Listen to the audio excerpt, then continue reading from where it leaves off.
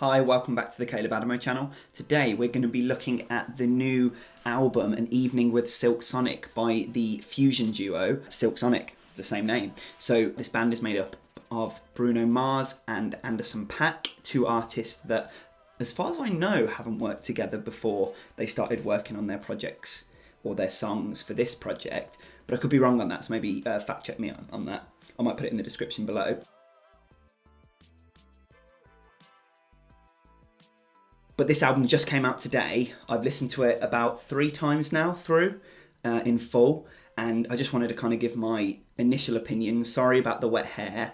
I'm going out later, so it looks a bit weird. But I wanted to get this recorded the day the project came out, so you could have my unfiltered opinion straight off the bat without any messing about, and we could see how I felt about the project together. Okay, so going into this project, I stayed away from most of the singles because I didn't want it ruined for me. I didn't want to listen to any of the singles because I knew this was going to be a really short album because they released the track list, like, I don't know, maybe a month or 2 ago.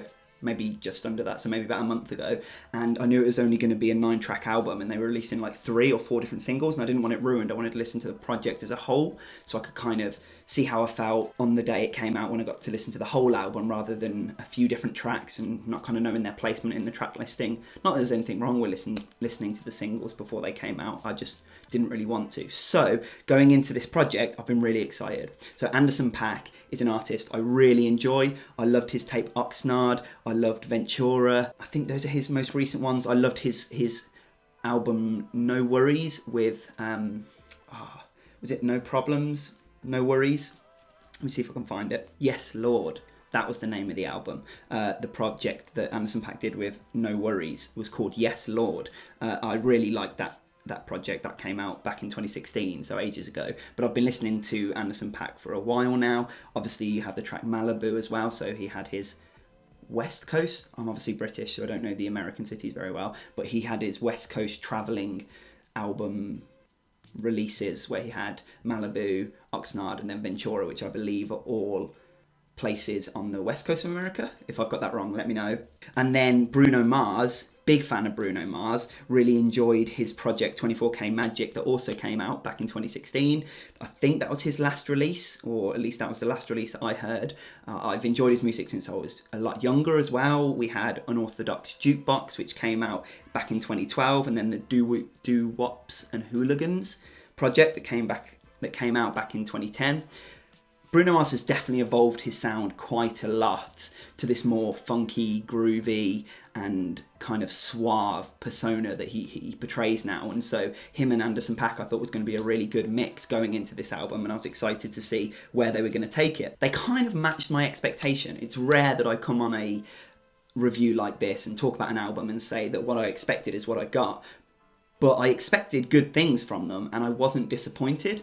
So I expected to hear some smooth 70s style kind of funk music, and that's what I got. It was 70s, 80s-esque in nature, and it was fun, it was groovy, it was full of charisma and character, and I think that Anderson .Paak and Bruno Mars, like I've already alluded to, brought so much together from different kind of avenues, and they have different abilities. I think that Anderson .Paak, I'm not sure 100%, but I would bet money, if I was a betting man, on the fact that he was playing some of the drums on this project, and the drums were often a highlight. I love his drumming abilities, and he's done that on countless projects of his own before. Yeah, it sounded really good on here. I liked Bruno Mars's voice. It was lovely, it was beautiful, it was nicely toned, it fit the genre and style of music that they were going for. So like I said, it's only 9 tracks long, the album, and it comes in at a running time of just over half an hour. I think it's like 31 minutes, something like that. It does have an intro, so really it's kind of only 8 tracks, but it's like a minute long intro. And it's good. It is really, really good. It is a really good project. It's something that brought enough diversity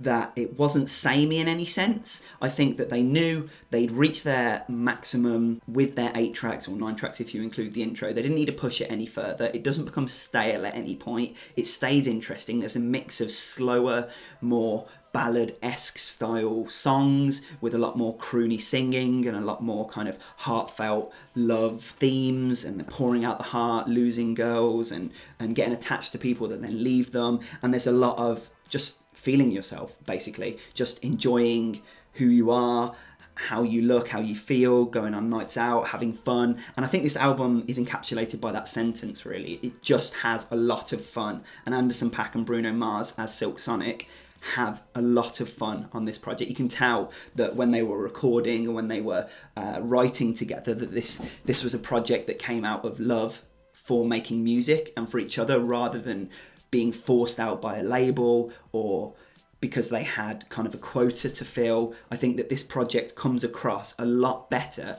because it feels so natural. It feels so fun and engaging and warm as a project. There's an awful lot to the production, and on the production side, I loved a lot of I've already mentioned the drums, but the percussion was brilliant. Some of the slow saxophone sounds, the trumpet sounds, the brass sounds in general were brilliant on here and sounded really great.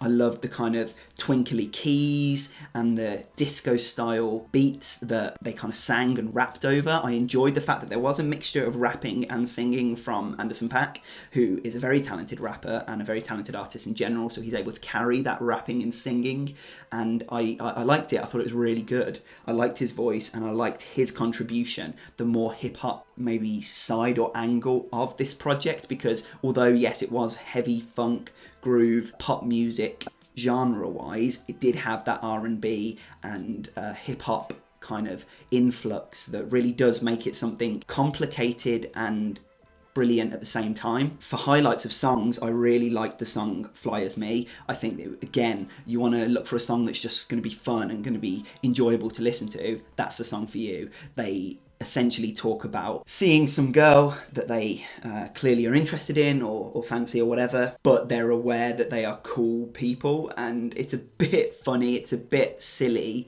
but it never tips over into ridiculous. So it's silly in that they're just feeling themselves and saying, look, you are a very attractive person, I'm a very attractive person, we both deserve to be with attractive people because we are both attractive people. It's just fun, it's great, and that was one of the highlights for me. I also really liked the track 777. Now this feels like a track that could be on a kind of car chase scene. I could imagine this in a film like Baby Driver or something like that. Really enjoyed this song. The song was a lot more drum centered, a lot more drum heavy, and this was probably one of the most hip hop fused tracks on the album, but in a great way, in that it felt a little bit heavier and less kind of groovy, but it still maintained that. It didn't feel out of place on the track listing. I don't want to suggest that, but it did stick out to me as something that a little bit more hip hop centered, and I really liked it. That was a really fun song just to listen to. They talk about breaking up with people on this album, kind of breaking up with people. So the track Smoking Out the Window is basically a track about somebody leaving them. And you have to bear in mind, because this is being sang, every song is being sang by both Bruno Mars and Anderson .Paak. I'm never really sure which one of them it's about, but I guess that's not really the point. It's more telling a story regardless of which artist it's about. But they talk on that song, Smoking Out the Window, about feeling so kind of down and dejected because they've been left, or somebody that they thought was going to be loyal or theirs has broke their heart, basically, and it's kind of sad. But yeah, it sounds so good, it sounds so smooth and so kind of headbanging boppy that it's fun to listen to regardless of whether you kind of are able to, I guess, what's the word? It's fun to listen to regardless of whether you're able to kind of see yourself in their position, whether you're able to identify with any of the themes that they're talking about in their songs. It was really good. The last two songs, Skate, Blast Off, were also really fun. Again, Skate was a song about, I see you, you're attractive, why don't you come over here, we can be attractive together. Yeah, it's just two guys having fun. I was speaking to my wife about it earlier, and she was saying, I don't know if you've seen this program, but the character Barney Stinson on How I Met Your Mother, we've been watching How I Met Your Mother recently, again, rewatching it, and a lot of the songs just feel like Barney Stinson immortalized in a song. So it's all about picking up girls, having fun, enjoying how you look, your suits, being confident. What up? but not to a point that is like obnoxiously annoying, if that makes sense. Sure, Barney Stinson in How I Met Your Mother, and maybe Bruno Mars and Anderson .Paak for some people out there might teeter over into that kind of annoying obnoxiousness. But for me personally, it didn't. I just saw it for what it was, in my opinion, which was fun, energetic, and kind of engaging as a project. Something that I think you really should listen to. There was also an appearance from Thundercat on here, who handled the production on the track after last night. Thundercat is an awesome artist and has worked with both Bruno Mars and Anderson .Paak before he was on this project and before this album was coming out. But it was awesome to see that as well. I think it's just a really concise, really well thought out and put together project. There aren't any tracks on here that I go, yeah, that could have been left off. There aren't any tracks on here that I thought weren't worth the listen or aren't worth your time. It's such a short album anyway that it just kind of, in 31 minutes, allows you to enjoy the track listing in its entirety, the colour of it, the vibrancy of the album. It's all kind of plain to see. Sure, maybe it's not the most in-depth and thoughtful project you'll ever hear, but if you're looking for conscious rap music or conscious pop music, maybe this isn't for you. But if you're looking for a good time, if you're looking for something that you can listen to in the car, you can listen to while you're doing a bit of work, it can be background music if you want, it can be foreground music if you want. I think that this is something that people are going to enjoy listening to for quite a while, and I think will probably age quite well given the fact that it's kind of timeless. It's not bound to a sound that is popular right now, if that makes sense. It's not something that, for instance, trap drums, not to quote J. Cole, but trap drums are very popular right now, and a certain trap sound, vocalized harmonies in terms of like auto-tune being used, that's all very popular right now. That's not what you'll find in this album. You'll find in this album hints of R&B, hip-hop, disco music, funk music, and it's good. And because of that, I think it's going to be something that lasts for quite a while. So yeah, I really enjoyed this album. I am going to give it an 8.8 out of 10, which is really high. I know that could change. Like I always say, it could go up or down, depending on how I'm feeling after a few days, after a few weeks of listening to this project. But it was good. If you agreed with me, please let me know down in the comments below. If you disagreed with me, also let me know down below. It'd be cool to hear some different opinions on the project. Please leave a like on the video and subscribe if you're new around here. And thank you for watching. Cheers.